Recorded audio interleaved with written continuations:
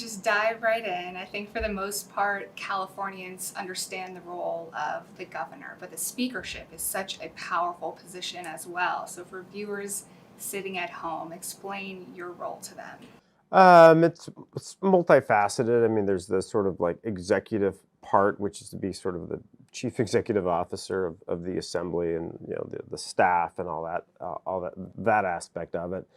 But there's also interacting with the governor, the leadership of the Senate, setting the rosters for the various committees and the chairs for the various committees as well. Over your term, what has been the biggest personal accomplishment? Biggest personal accomplishment is my work in the redevelopment of the Los Angeles River, specifically the lower Los Angeles River. There's been some fine development in the city of Los Angeles along the river, but specific to the lower part of the Los Angeles River, which goes through incredibly disadvantaged communities that I represent. Being able to get a jump start on the redevelopment plans, having a world-class cultural arts center there, hopefully a light rail station. That's been something I'm incredibly proud of. For Californians as a whole, what do you think they would say the biggest accomplishment has been under your leadership? It's a good question. I think the extent to which we stood up to Donald Trump during when he got elected and throughout his presidency, I think that meant a lot to a certain part of Californians. Some probably don't like it, but for us it was meaningful, and for us it was just us talking about our different values here in California. And as you are ending your leadership, Donald Trump is running again. Do you Yes. think that the Capitol, the leadership, the new leadership is ready to take on that same task? I think California is ready to take on that task. I mean, Donald Trump is somebody whose views are antithetical to most Californians. And honestly, if you look at some, not all, but some of the other Republicans in the race, I'm not sure that some of them are any better than him. Talk to me about something you wish you would have accomplished. A lot. Where do I start? I'll start with volume one. I think there's a lot around our tax system. Sort of reforming our tax system is something that needs to be done. I had a Blue Ribbon Commission for Early Childhood Education that I put together and served on about 6 or 7 years ago. We have a list of recommendations. We've done a good chunk of them, but have a lot more to do. But there's, governance is it's incomplete. You're never going to get everything done. I'm proud of what we accomplished, but there's always a lot more to do. To go further on the tax structure, how do you think it needs to change? Well, I mean, I think we need to look at the extent to which we don't tax services, for example. I think we need to look at our income tax brackets. The volatility of our revenue is something that we shouldn't have to monitor the stock market every morning in order to figure out if we're going to be able to if we're going to be in deficit or not. Talk to me about the budget. Perfect segue there. Yeah. I saw a previous interview with you. You said that you have concerns about our budget in the coming years. Absolutely. Yeah. I mean, our revenue keeps decreasing. Whether or not we're going to go into a recession or our, slow or in the first stages of a recession depends on who your favorite economist is. But I'm very much worried about the future. I think our rainy day fund, we can probably take 1 or 2 bad budget cycles and then it's gone. Do you think this current budget sets us up for success in case we do end up in a recession? I am happy that this current budget doesn't have a lot of the cuts that sort of precipitated my running for office in 2011, deciding to run for office in 2011. I'm glad about that. We didn't dip really into the rainy day fund, so we still have that. So, I mean, I think we're in a decent position, but a bad economy, and we're gonna have to face some very difficult decisions here. Talk to me about the behind the scenes negotiations when it came to this final budget. I know it was a last minute deal between you and the governor. Yeah, this year was especially complicated because there was a string of infrastructure related bills that sort of had to be negotiated and had to sort of land on his desk at the same time as the budget.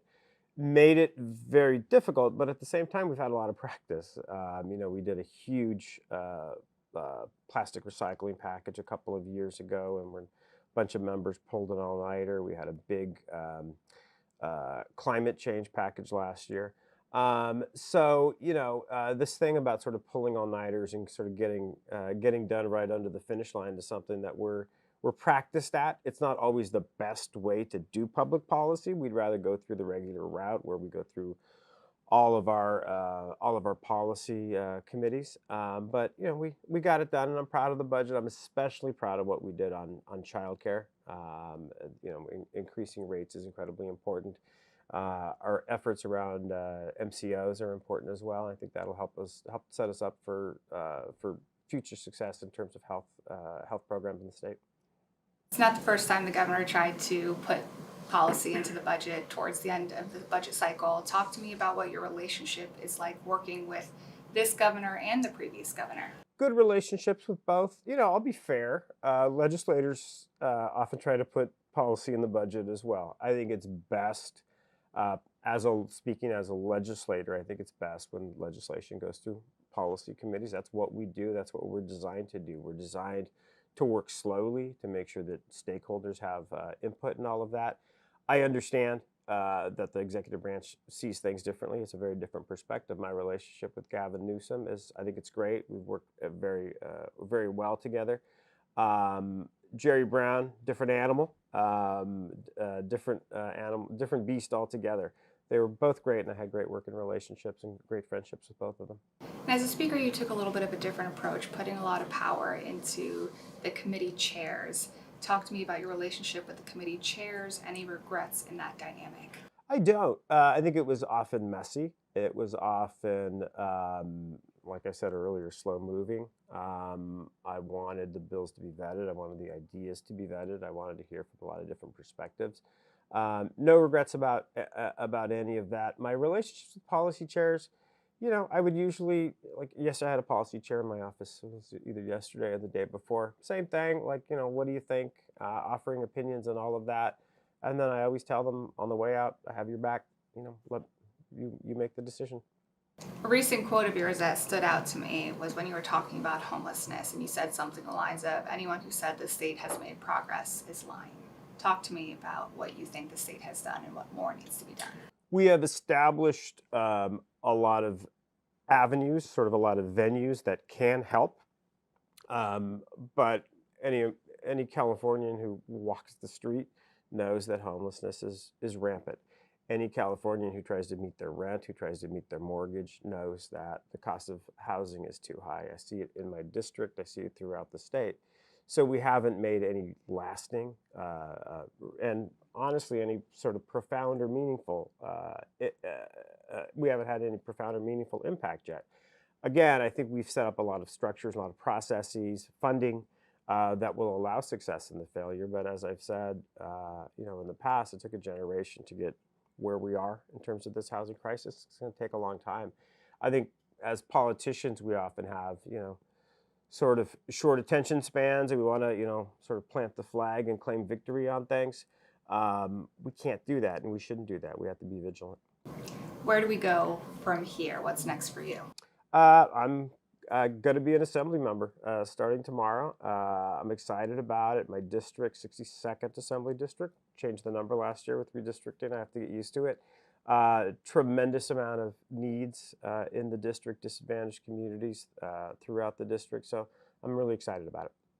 And potentially a statewide position? Running for state treasurer in 2026, which is a ways off, but I'm excited about that too.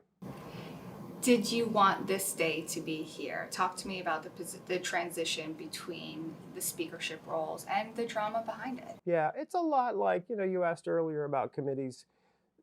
Bumpy. I always wanted to go out in my last term. That's where we are. Was the last year bumpy? Yes. Was it bumpier than I think it needed to be? Yes. But we are where we are, and I'm comfortable with it. Comfortable, but not excited. Oh, there's things I'm excited about. There's a lot of things I'm excited about. It's really been hard to be I always use this every time I go on a trip. Everybody always says, "Are you excited? Are you excited?" And I'm like, "No, I'm packing. I'm like doing this. I'm doing that. I'm, getting, visas and getting my passport ready. I, don't ever relax until I'm on the plane."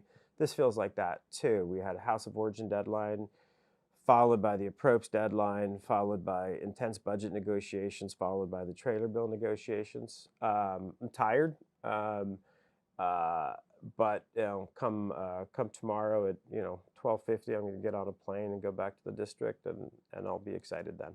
So, an assembly member still, but will you work alongside the new speaker? If he wants me to, happy to. Yeah, absolutely. And I saw that you will not be participating in caucus. Right. No speaker emeritus during my time here has participated in caucus. That's the way it's always been, or the way it's been during my 10 years here. I have not. I think you have done probably a million interviews in this last week. That's an exaggeration, but I want to know something that no one else has asked about your personal life, something fun, maybe a fun fact. Fun fact. Uh, Somebody asked me about, what don't people know about you a year ago or something, and I said I don't know how to swim. So my 3.5-year-old daughter, and I are going to take swimming lessons together this summer, which will be really cool. Wow, I did not know that. Yeah.